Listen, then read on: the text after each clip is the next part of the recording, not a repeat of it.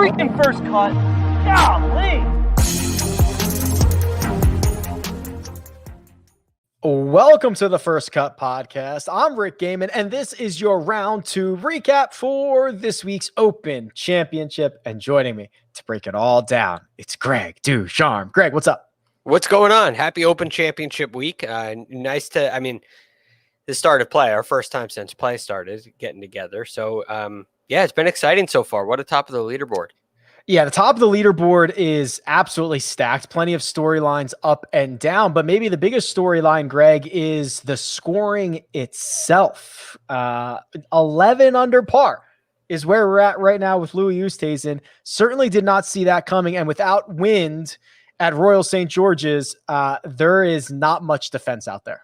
No, the 12 under mark that I predicted earlier in the week looks at risk, severely at risk. But this is what links golf does. That's why it's such a hard proposition to try to guess a winning score at the beginning of the week, because the golf courses are designed to handle high winds, because you so often get them. And when you don't get those high winds, you can take it over a lot of the trouble. The other thing is it's really green. The golf course is really green. So you've had a lot of rain. It's been a very wet early summer and spring over there. And so now you get a softer golf course than normal, and you get no wind. And that's a combination that leads to this.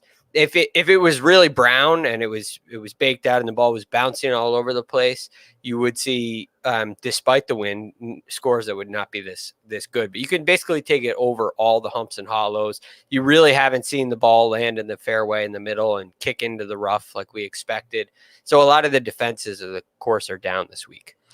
An example of how benign the course has been is that Louis Oosthuizen just broke the lowest 36-hole score record in Open Championship history, surpassing.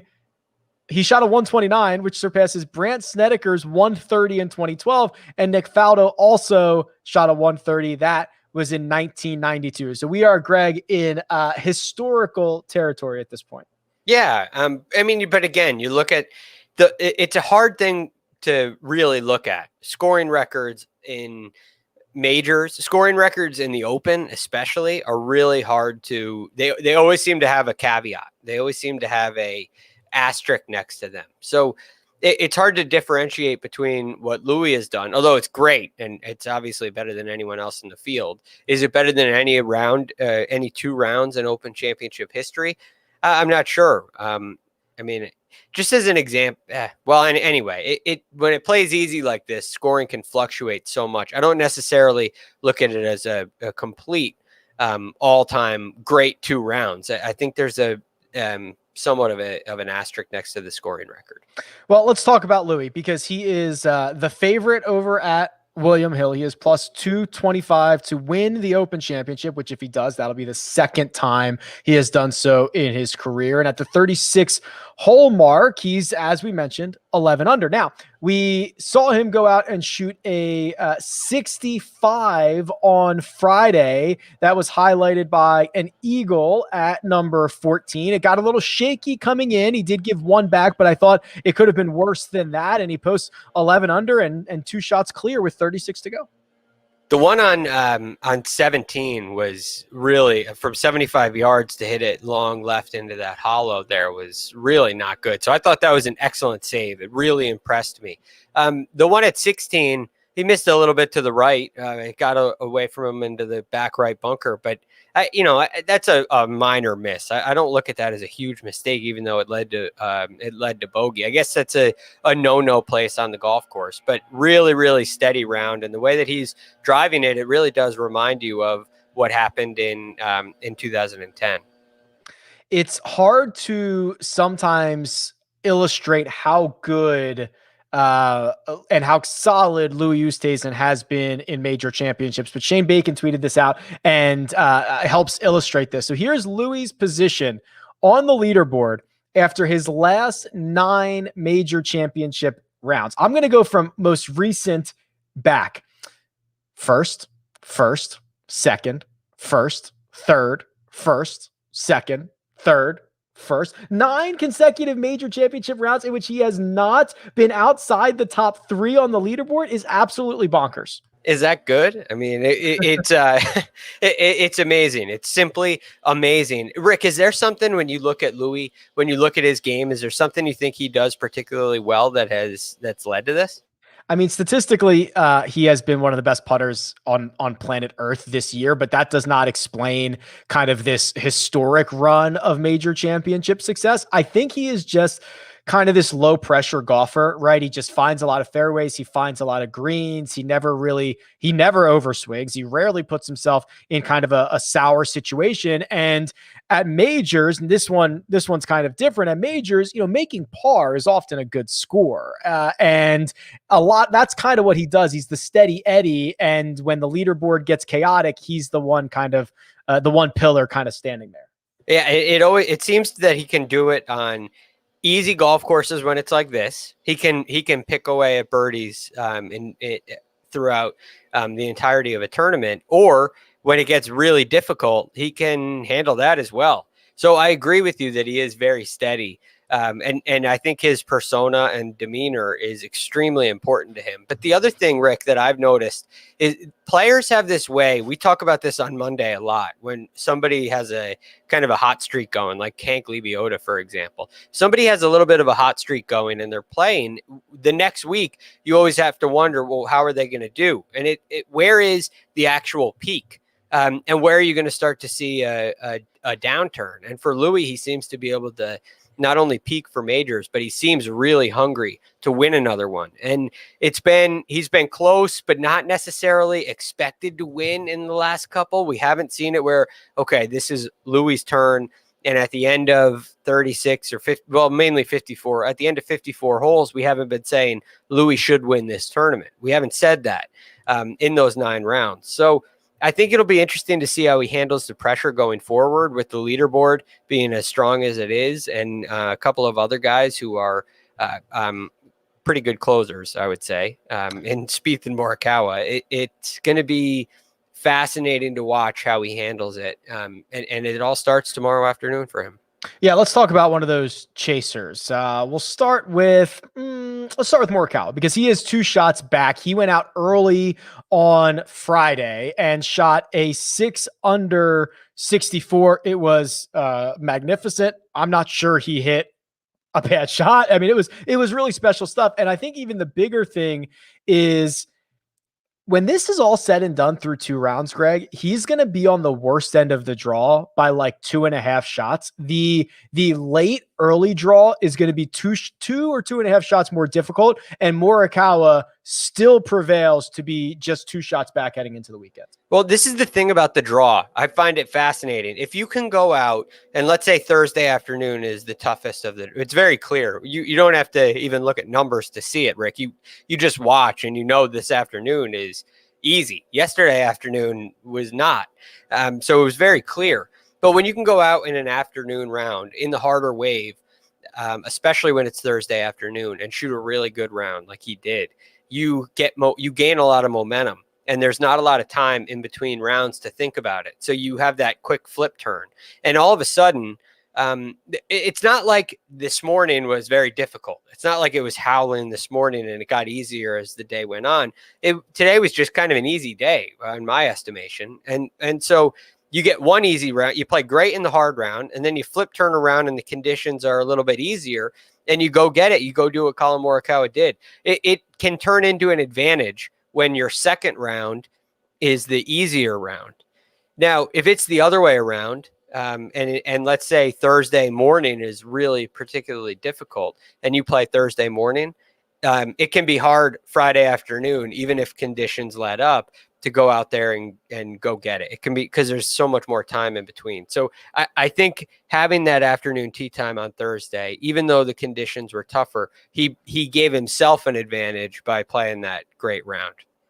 The next 36 holes for Collin Morikawa, they're going to be fun. They're going to be interesting, but they could be historic, Greg, because no player in men's golf history has won their debut in 2 different major championships. Morikawa won the PGA Championship in his first try in 2020, and this is his first crack at the Open Championship. If he wins that, he'd be the only one. And he would add his name to a very short list of Open champions who were 24 or younger in the past century. That's 100 years. Bobby Jones, Peter Thompson, Gary Player, Seve Ballesteros, Tiger Woods, maybe Collin Morikawa. It's quite a list. It really is quite a list. But in a strange way, I can see him on that list. It feels like he may belong there. So I'm fascinated to watch him perform over here in this style of golf. I would guess that it suits up really well for his game, especially this course. It's so clearly a ball striker's golf course. And so I love to see it. You love to watch him play. You love to watch him hit these approach shots. There's a creativity that he has in his iron play that a lot of other players don't have. I don't think we've really seen it this week yet. Maybe a little bit yesterday. But hey, boy, he was just all over the flagstick today. It was incredible. Speaking of creativity, Jordan Spieth is 3 shots back of Louis Oosthuizen and 1 shot back of Collin Morikawa. Shot a 67 on Friday. That's 3 under par, and he was a bat out of hell out of the gate. Greg, he birdied his first 2. He birdied 3 of his first 4. We saw a little bit of Spieth magic and another guy just lurking again at an Open championship. Yeah, it really feels right. The second 9, which was the easier 9 today, right? Wasn't it? Wasn't the second 9 a little bit easier today? Yes. I don't know if you have that. Yeah, it was actually over a stroke easier. Yes. Yeah. So the second 9 was disappointing in a way. He had the 3-putt at 15, but he had a lot of opportunities that were very makeable that he missed. And here we are again in another major where the thing holding Jordan back is his putting. He hasn't really made any putts. And I have to feel like that's a good thing for him heading into the weekend, because he does have the speed of the greens. He's not putting poorly. He's not hitting really bad putts. They're just not going in right now. And it reminds me of the way Jon Rahm was putting at Torrey Pines, where he's hitting good putts, they're not going in. Hitting good putts, they're not going in. And it doesn't feel like he got everything he could have out of his round today. So I expect over the weekend Jordan Spieth to be hanging around, and I really thought he had a great chance of winning earlier in the week, and my thoughts on that are only a little bit higher right now than they ever were. If it wasn't good enough to have Louis, Morikawa, and Jordan Spieth at the top of the leaderboard, there are some big boppers lurking. Scotty Scheffler has a couple of holes to play here. He is just a couple of strokes back. Jon Rahm tied Morikawa and Emiliano Grillo for round of the day. That was a 64. So he has now moved to 5 under par for the championship. And Dustin Johnson, who as we speak is likely to tap in for birdie on 18 to move to 7 under. That's going to put the number 1 player in the world just 4 shots back of the lead. How would you like to be Jon Rahm, shoot 64 and only gain 1 on the leader, right? And you only beat the 2 guys in your group by 1. That group was on fire today. It was so fun to watch. So I had a lot of Jon Rahm action. I know I'm not the only one this week. So I was very high on him entering the week. And yesterday's round towards the very end, I was quite impressed because it could have gotten away from him yesterday very easily, and it didn't. And it was the birdie on 18 that really was so impressive to me. So I'd love to see that from Jon Rahm. Takes the momentum from day 1 right into day 2, goes out and shoots a nice 64. And then Dustin Johnson at only 4 back. Rick, I'm so excited for this weekend. I know. I'm so excited to wake up early tomorrow morning and just watch the Open, because I think you're going to see the heavy hitters all rise to the top.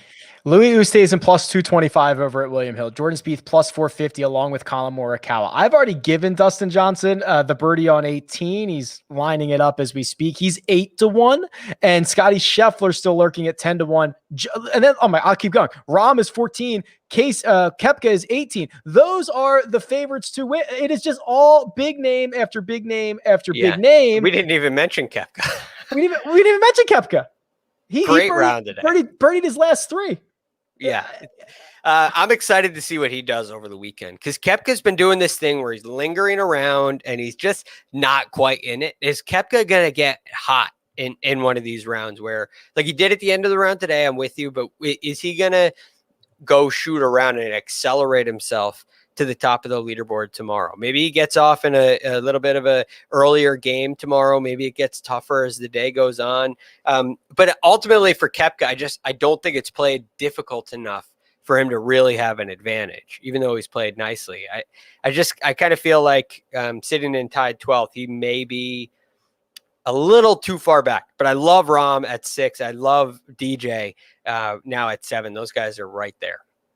I don't think Brooksy's too far back, especially it's 6. But one guy is too clear. I know, but I know. You're right. And I say it all the time. And his name's Louis Oosthuizen, who does not necessarily have a great winning pedigree. Yeah, I know. And I look, I have Koepka in my one and done this week. I loved him going into the week, which is probably why I feel like he's too far back. Cause I don't want to, hang my hopes up too high, but this is going to be really interesting to see. I think he's going to have to go out there and go really low. The problem is the closers that you have on this board, with Collin Morikawa, with Jordan Spieth and Dustin Johnson, and a hungry Louis Oosthuizen, who's got to be saying this one's different. He's got to be saying that in his mind. I feel like he's not going to come back to the lead.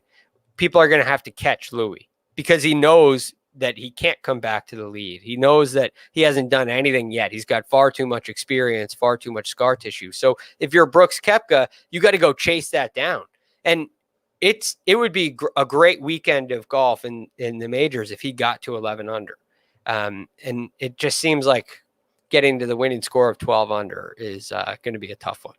All right. Hopefully he's listening, and hopefully he's taking it a bit personal. Rory McIlroy gave us an interesting quote I want to talk about. Will Zalatoris withdrew. We need to talk about that, and then some notables to miss the cut. But first, we're going to take a quick break and hear a word from our partners. And we're back. Rory McIlroy survives, makes it into the weekend. 2 rounds of even par. That's good enough to get you through. Rory T53 as we go in. And there's kind of been this narrative building, for Rory based on the fact that he hasn't won a major championship since 2014, Greg, that he's kind of trying too hard, right? He's trying too hard in these situations. And he was kind of asked about it. And here's his quote. He says, "Not at all. I've got 4 of them. Geez, look, I'm the luckiest guy in the world. I get to do what I love for a living. I have a beautiful family. My life is absolutely perfect at the moment. I want for nothing. So it's not a case of trying too hard." It's a challenge. Major championships are hard. So I do give him a little bit of credit. I think Rory is really good when things are all going his way. And when Rory gets hot, there are a few guys that can play with him, but it's hard to get hot in these tournaments. It's really hard. So it's been a little bit uninspiring. And the 2 areas where Rory's been struggling, I think make it particularly hard to contend in majors. And it's the putter that goes cool. I mean, it pretty much stays cool, and it can heat up upon occasion. And the driver, which just gets kind of wildly inaccurate. And because of that, he ends up in some difficult situations in major championships. And when you start to miss big like Rory does off the tee, you get in really difficult circumstances. So he doesn't give himself the birdie opportunities that we'd love to see, and he doesn't make them as often as we'd like. So it's hard for him to go shoot a 65 in a major the way Louis did today. It's hard for him to go really low because those 2 areas have been weaknesses for him. And he's not the greatest iron player in the world. He's very good, but he's not the greatest. It's not a strength of his to rely on. If Justin Thomas struggles off the tee and on the greens, you feel like he's still got a chance because of what he can do with his irons. But Rory's strength isn't very strong, and his weakness isn't getting a whole lot better. So I think that's what's kind of causing Rory the problems. All right, we'll keep an eye on Rory, see if he can make a move on the weekend. Maybe we've got one of those patented Rory backdoor top 10s in our future. We'll see.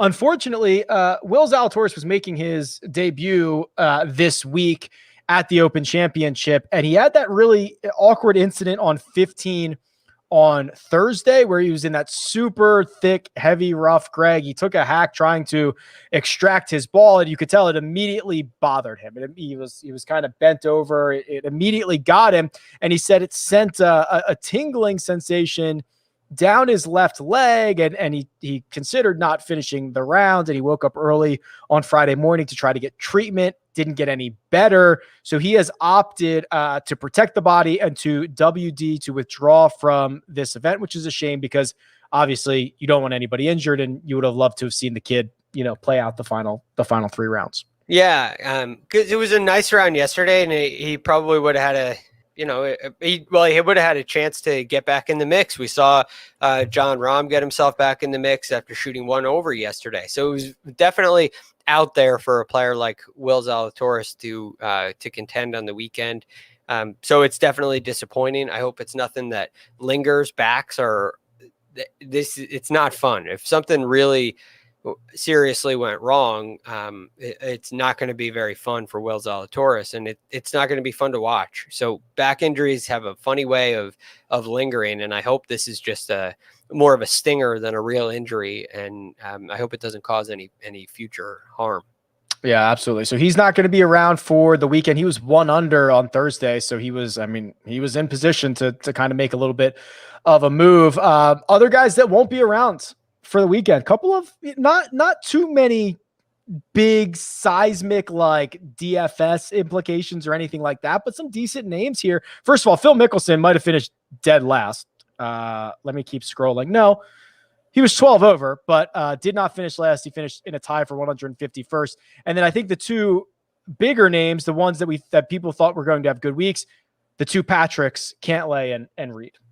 Well, I was asked this question yesterday. What is more surprising to you? Phil Mickelson shot 80 in round 1 yesterday, or Phil Mickelson won the PGA Championship? I don't know. They're both pretty wild. I think it's Phil could shoot 8. It's not surprising to me that he shot 80. I mean, 80 is high. I get 80 is such a high number. But I mean, he hasn't been doing anything, and he wins the PGA. He wins the PGA Championship at Kiawah. I think that's far more surprising, personally. And so it was tough to watch. I mean, that's just so tough to see. But yeah, because I did also kind of think Phil could maybe win this week, which would be crazy, and you would never think it. But I thought, well, maybe it's Phil. Phil is Phil, as they say. Which is very insightful. But yeah, so I look at this list. Patrick Cantlay is the biggest surprise to me. Patrick Reed, I'm surprised about. Yeah, I thought Reed because he had that streak. I think it was 9 in a row coming in of top 20s at majors. He has found a way to kind of summon it at majors, and he went out and shot, let's see, 2 over on Thursday and 1 over 71 on Friday. That's just not good enough. Yeah. It's not so egregious that it's not terrible. A cause for concern, right? This can happen. So in a way, it's none of these are surprising because it's a major and people miss. You can miss, good players miss cuts in majors all the time. The line between making the cut and winning is very small. But Patrick Cantlay to me was a guy I really expected to have a nice week. I didn't know if he could win or not, but I don't know. I guess the course didn't really fit his eye. I'm trying to think what else before we get out of here. Was there anything else that was noteworthy? I mean, we talked about all the big names. JT made the cut. Yeah. That was nice to see. He played well, but we'll see. Anything else? Well, I was really impressed with a couple of guys. I was impressed with Tony Finau today. Jon Rahm really impressed me today. I've loved watching Sergio. I think Sergio has done a nice job this week. But a guy I'm still really watching out for, and I'm hoping Andy Sullivan doesn't crash the party, but Paul Casey. I'm really impressed with what he's done so far. There was a great little piece on Golf Channel about the pressure that Englishmen feel in the Open when it's in England. And you know that Paul Casey really feels it too, but he has been great in the last 2 majors and 3 of the last 4. And I'm looking forward to seeing what he does over the weekend. There it is. Bryson followed up. So he was 1 over on Thursday and then he bogeyed 4 and 5. So he was 3 over with, 13 holes to go, and battled enough to get back into this thing. So he made birdies on 14 and 15, makes the cut on the number. So we will see the Bryson saga / drama heads into the weekend in Sandwich. Yeah, we just can't get away from it, Rick. It's Bryson is here to stay, and the drama with him just continues. But this is what happens for emotional guys, right? I still can't believe he said what he said. For a guy he seems to be so brand aware. I can't believe he said that. But anyway, we'll see what he can do over the weekend. I didn't think it was a good golf course for him coming in. I think he was the biggest miscut kind of projection that we had on the show leading in. Big name to miss the cut. He was kind of the easy guy to target. So nice, yeah, a nice second 9 for him today, because there's a lot going on for Bryson off the golf course right now. And this year, he has been under the spotlight, and he's put himself there. And I imagine it's been very difficult for him off the course. Jacob has the big board up. Let's make a pick here. So my pick to win before the event, I believe on the show, was Brooks. So he's 18-1, but now we've got odds involved.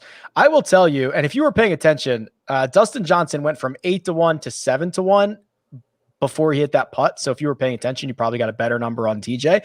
I kind of like that. 7-1 on Dustin Johnson, who has looked very good this week, but I also at the same time feel like he has left some strokes out there, kind of in that lurking position is intriguing. Yeah, he is. That is sneaky. Yeah. And you don't like Louis' odds, and you don't like Spieth's number. I know that. Hopefully you got at least a little Spieth action before the week, and you don't need to really go back to the well. So DJ and John Rahm's, those are great. Those are great numbers. It would take a lot for Paul Casey to go win the thing. I think it would take a lot for Brooks Koepka to go win the thing. But DJ and Rahm could play but it's only one stroke, but they could play just solid rounds. How about this? Paul Casey is 40-1. John Rahm is 12-1. They're both 5 under. Is John Rahm 3 times as likely to win than Paul Casey is from the same spot, 6 shots back? That seems too much. I don't know. I mean, how many John Rahm wins? Like, this is a big thing to consider. John Rahm wins a lot of golf tournaments. He wins a lot. Paul Casey wins seldom. And he wins. So this is not a shot at Paul Casey. You know how much I loved him this week, but I just feel like it's a lot for Paul Casey to come back and win. Whereas John Rahm, I feel like almost expects to. He's still at a point where he expects to get a victory here. So is it 3 times as much? I don't know, but if you rule out Paul Casey as a winner, now, I mean, it's not enough in a strange way. So it's definitely a long shot. That's why he's 40-1. But I just think that both of those guys, who are both like John Rahm's the best player in the world, that's fine. But Paul Casey's very, very, very, very, very good. Right. He's a top 25 for a decade. Right. He is a top 25 player for a decade. And he's that much far. I understand where you're coming from completely. It's just who's going to actually go out and win? Is Louis going to actually go out and win this tournament? That's what we're talking about here. And you look at that board, and after Louis, Jordan can win. You know he can win. Morikawa can win, no question. DJ can win, no question. Rahm can win, no question. Koepka can win, no question. You look at a Scheffler, a Casey, and a Louis, and there are big question marks. Can they actually seal the deal? But this is the Open Championship. This is the Open Championship. Yeah, anything can happen. And this is the First Cut podcast, and I think that'll do it for round number 2. That was fun. This weekend's going to be unbelievable. I can't wait for this. Yeah. I still think Spieth's going to win, by the way. He probably does. I think he's going to win. Good. We shall see. Producer Jacob does all the hard work behind the scenes. Thank you very much, Producer Jacob. That right there, that's Greg DuCharme. You can find him on Twitter at @TheRealGFD. You can find me at Rick Run Good. This has been The First Cut, and we'll catch you next time.